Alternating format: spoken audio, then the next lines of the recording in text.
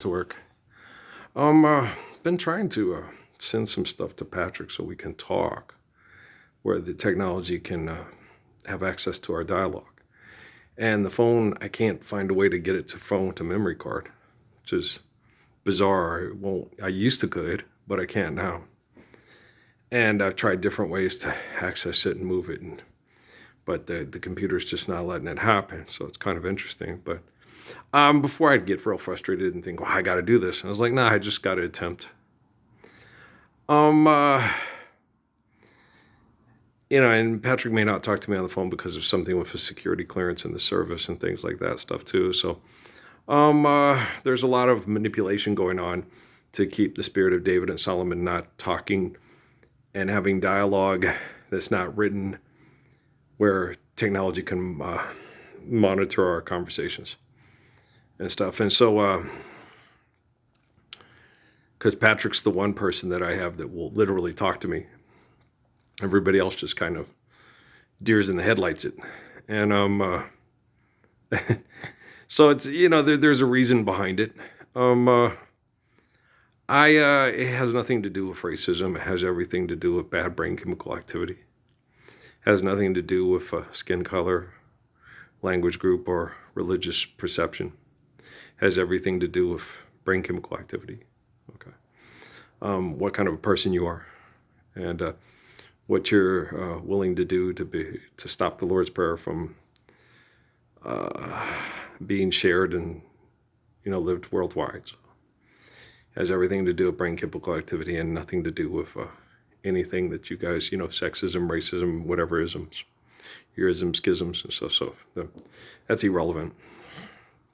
And so we'll just keep loading these up, and I'm gonna be tired and gonna feel kind of blah until the people that are in charge of the technical manipulation in this region and worldwide that are similar in brain chemical activity are dealt with by the technology, and I'm aware of that.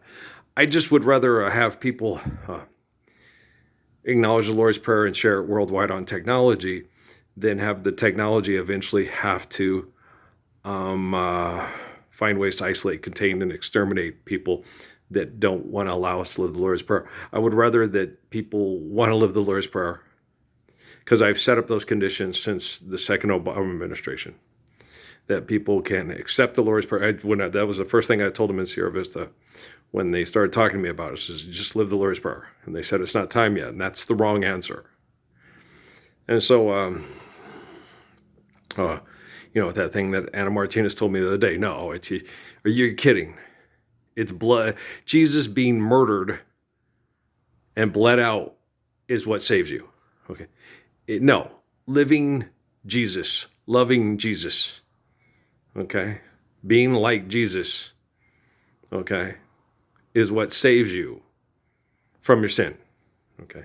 You can't be saved from sin by killing someone innocent to save you from not being disgusting, not being worthy of your gift of the soul. Okay. So that's completely wrong. It's wrong teaching. It's wrong thinking. Okay. So you've got to understand that. Just you as human beings. It's just fundamentally wrong. And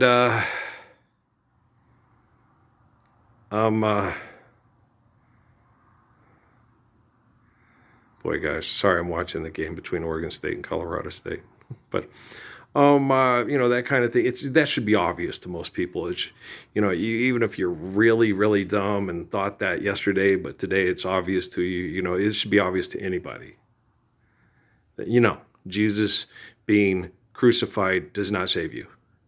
Jesus teaching barbarians the Lord's Prayer to accept it and live it is the way of Psalms and Proverbs, and that's what saves you. Okay. You're saved by your choices. You're saved by what you do. We are what we do, judged by our deed. Okay. You're not judged by Jesus being crucified because you don't think you're worthy of the soul. Okay. That's wrong. All right. So anybody in their right mind could just understand what the fuck I'm talking about. right? And so it's obviously celebrities, politicians, scientists, military academy officials, hospital administrators, college administrators, and stuff like that are not in their right minds.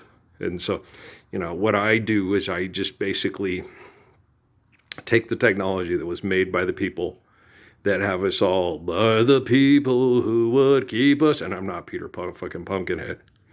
A long time ago in a galaxy far, far away, when I was being chemically abused and mentally tortured and abused by assholes and thinking Jennifer Lopez was going to be my forever love and Barack Obama was going to be my best friend, that was back in my 40s, guys.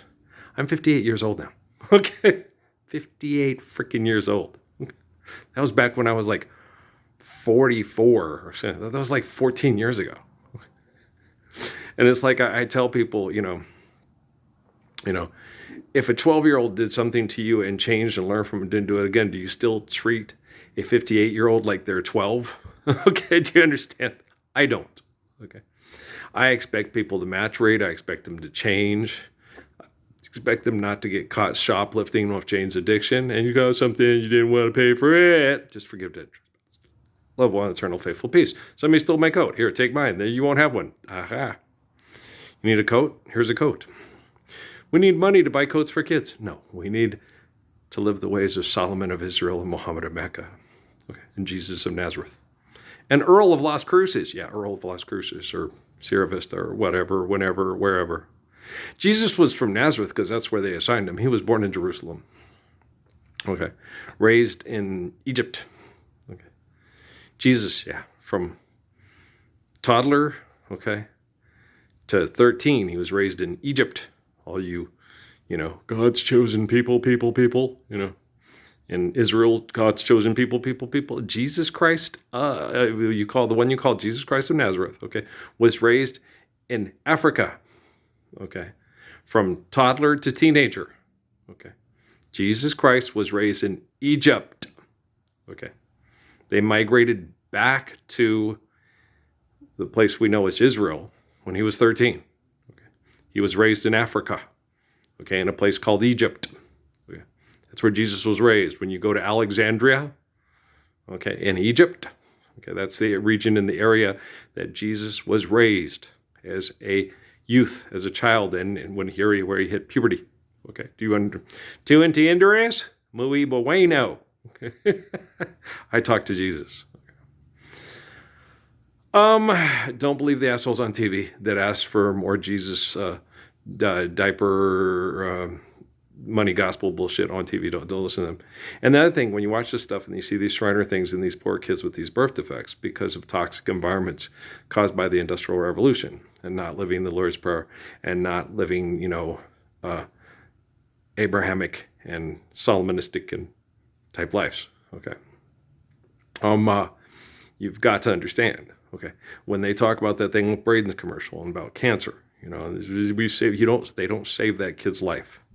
Okay, they prolong their suffering and their torture. Okay, people are tortured through toxic waste, economic conflict, and intense, violent, aggressive stress. Okay, so this one where I'm watching Easter seals with the little guy in his little orange shirt with his mother kissing him on the head.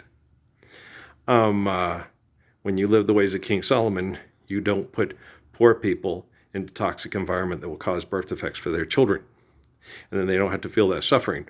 What's happening right now with the medical industry, okay, is trap people in suffering to make people feel like it's always going to be this way, and then they don't feel like they want to live, and it's trying to find ways to decrease the surplus population through voluntary genocide, okay.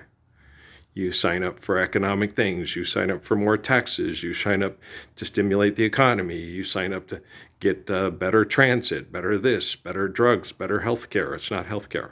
Just because they call it healthcare doesn't mean they care and they're healthy. Okay, do you understand? Okay, so I am one of the most intelligent human beings in the history of the world. All right. Like D.T. Suzuki and Jiddu Krishnamurti. Okay, and Haile Selassie. Okay, I am one of those people. I'm one of those people that they don't want the general populace to listen to. I'm not fucking Carl Sagan. I'm not fucking Jonathan Livingston fucking Siegel. I'm not Paul fucking Twitchell. Okay. I'm one of the most intelligent people in the history of the world. Most people, okay, in the world, okay, in this day and age, were not exposed to and did not understand, do not know who Judah Krishnamurti is or was. Most people in the way, they know who Bob Marley is more than they know who Haile Selassie is and what Haile Selassie was really trying to help people do. Okay. And the same with D.T. Suzuki. Okay. More people know who Hirohito on mass murder is than D.T. Suzuki. More people know who Adolf Hitler and Mussolini, mass murderers, were than Haile Selassie. Okay.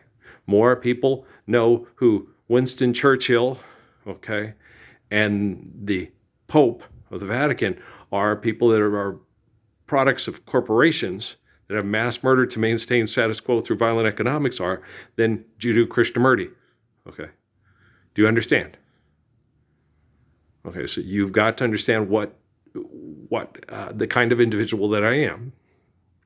Okay, that there are stories and things. The stories of the events of my life are foretold thousands of years before my birth. Okay, so prophetic. You don't say that a person who solves crimes by connecting to what's happening to people, okay, is prophetic. They're just connecting to people through an emotional intensity. Okay. Prophetic is saving people from that kind of vicious, dysfunctional emotional intensity so people can have loving, compassionate, faithful, meaningful lives. Okay. I'm going to load this one up. We'll talk tomorrow. Okay. I'm a good worker, and I want a lot of you to be good workers too. Find a way to get in touch with me. Find a way to start living and sharing the Lord's Prayer today. Don't wait till tomorrow. Okay? I love you very much. All right, peace.